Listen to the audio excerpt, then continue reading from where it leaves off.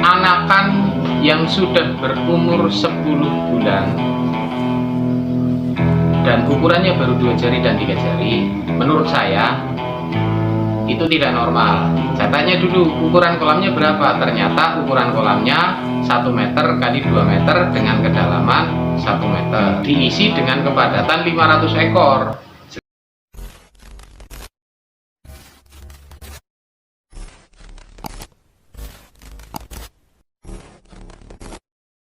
Assalamualaikum warahmatullahi wabarakatuh. Selamat sore sedulur semua pecinta ikan Kebumen. Salam lipik-lipik. Belajar sama-sama, sama-sama belajar. Jadi saya sebetulnya nggak niat bikin vlog hari ini, cuma ada pertanyaan dari sedulur semua yang masuk lewat nomor WA. Pertanyaannya gini, Mas, saya punya indukan nila, berat rata-rata indukan 300 sampai 350 gram. Jadi sekilo isi 3. Satu paket. Indukan jantannya 100, indukan betinanya 300. Nah, yang jadi masalah itu gini. Anakan dari indukan itu sudah saya pelihara. Beliau mencoba memelihara. Sekarang usianya sudah 10 bulan, tapi sayang, anakannya itu masih sebesar 2 jari dan 3 jari. Terus kemudian beliau tanya ke saya, Mas, apakah ini bisa dilanjutkan sampai besar atau harus ganti bibit lagi? Apakah indukannya yang harus diganti atau karena kolamnya yang kurang bagus manajemennya? Beliau tanyanya seperti itu ke saya. Oke, kita bahas sama-sama. Indukannya ukuran 300 sampai 350 gram. Itu sudah standar, sudah bagus. Dari terahnya katanya itu Larasati. Beliau ngambil dari BPI, Balai Pendidikan. Terus kemudian anakannya dipelihara sudah 10 bulan dari larva, dari menetas. Anakan yang sudah berumur 10 bulan dan ukurannya baru 2 jari dan 3 jari, menurut saya itu tidak normal. Harusnya kalau dari larva, dari menetas 10 bulan itu sudah ukuran setengah kilo. Tapi kenapa kok bisa seperti itu? Saya tanya dulu ukuran kolamnya berapa, ternyata ukuran kolamnya 1 meter kali 2 meter dengan kedalaman 1 meter. Jadi cuma 2 meter kubik diisi dengan kepadatan 500 ekor. Jelas ini terlalu padat. Beliau katakan, tapi aerasinya bagus Mas, aerasinya apa? P40. Ya betul, tapi itu terlalu padat. Karena terlalu padat, jadi perkembangannya lambat. Walaupun ikan ini dikasih makan dengan protein yang tinggi, dari bibit yang bagus, kemudian makannya juga rakus, tetap pertumbuhannya lambat. Satu, ukuran kolamnya yang nggak standar. Istilahnya memaksakan kepadatan. Walaupun dengan bibit bagus, pakan bagus, manajemen air bagus, aerator bagus, tetap ikan akan sangat lambat tumbuhnya. Ya seperti itu akibatnya. Terus biasanya petani itu berpikirnya seperti ini, apa bibitnya yang nggak bagus, apa indukannya yang nggak bagus, apa pakannya yang nggak bagus. Padahal itu semuanya sudah standar, tapi karena terlalu padat, jadi akhirnya ikan jadi istilahnya lambat banget tumbuhnya. Kira-kira seperti itu. Oh ya, saya juga mau konfirmasi.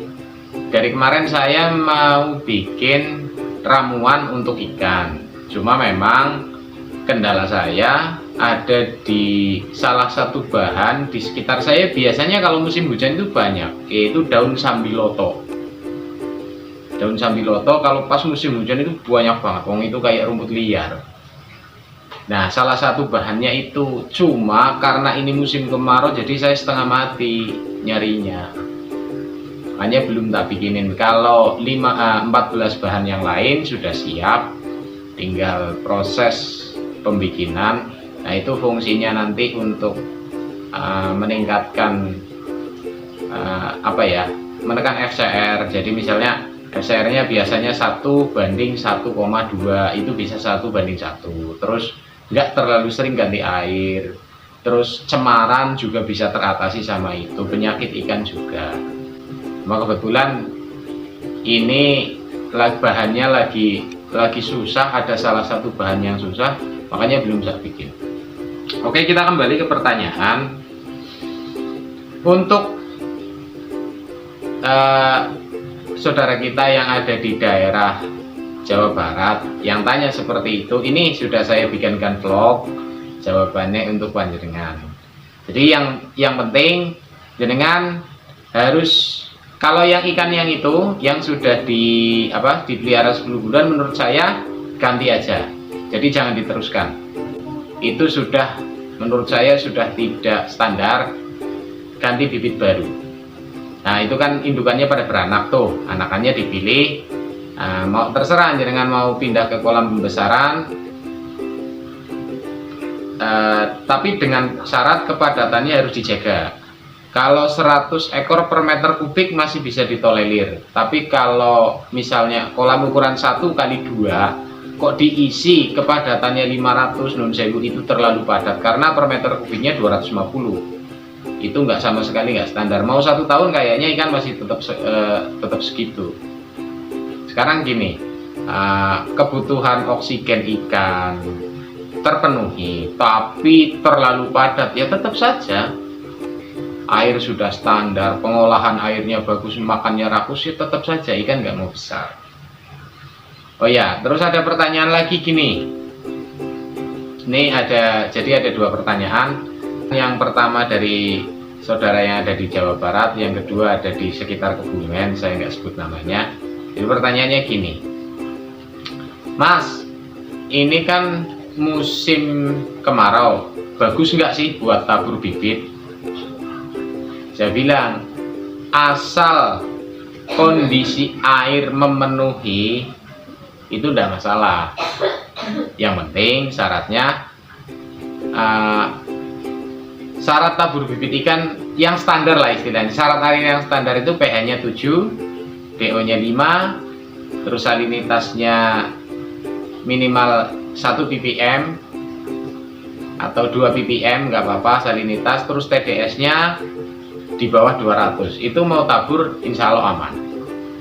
Jadi nggak pandang musim, yang penting kondisi airnya dengan standarisasi seperti itu. Hanya seperti itu. Jadi jangan takut tabur bibit di musim kayak gini. Kan panas banget, Mas. Justru kolam yang bagus itu yang terkena panas, terkena sinar matahari. Cuma nanti yang jadi harus diperhatikan sama panjenengan semua yang masih pemula itu ketika hujan pertama. Ini kan di Kebumen belum ada hujan. Kalau di daerah lain sudah, di Kebumen sudah belum ada turun hujan. Jadi nanti kalau hujan pertama, kalau deres, biasanya wah airnya nambah, airnya baru. Justru itu kalau jenengan nggak sempat perhatikan, itu malah bahaya bagi ikan. Bisa-bisa ikan panjenengan itu kena jamur. Terus ada yang empedunya pecah. Biasanya kalau hujan pertama itu jadi airnya jadi asam atau pH-nya tinggi. Terus seperti itu biasanya. Tuh. Alarm alami itu setiap jam berbunyi itu. Ya gini, jadi yang paling membingungkan biasanya bagi pemula itu yang belum menemukan berapa ikan 1000 ekor dikasih makan berapa dari ukuran 57. Itu sudah saya bikinkan video di bawah, silahkan scroll bawah. Atau bagi yang baru menemukan channel saya, monggo scroll ke bawah, sudah ada saya bikinkan tentang manajemen pakan. Tonton dulu videonya. Nah kalau kurang jelas nanti jenengan bisa tanyakan. Kalau belum nonton saya suruh nerangkan, waduh 1 jam kayaknya nggak selesai. Tapi jenengan harus tonton dulu video saya. Scroll ke bawah, sudah saya bikinkan videonya. Oke, terima kasih yang sudah menonton, terima kasih yang sudah subscribe. Mohon maaf segala kekurangan. kritik dan saran saya tunggu di bawah di kolom komentar. Bagi yang mau ngobrol-ngobrol sharing, ada nomor WA saya di deskripsi channel ini. Deskripsi channel bukan video. Wallahul muwaffiq ila aqwamit thoriq. Assalamualaikum warahmatullahi wabarakatuh. Salam klipik-klipik.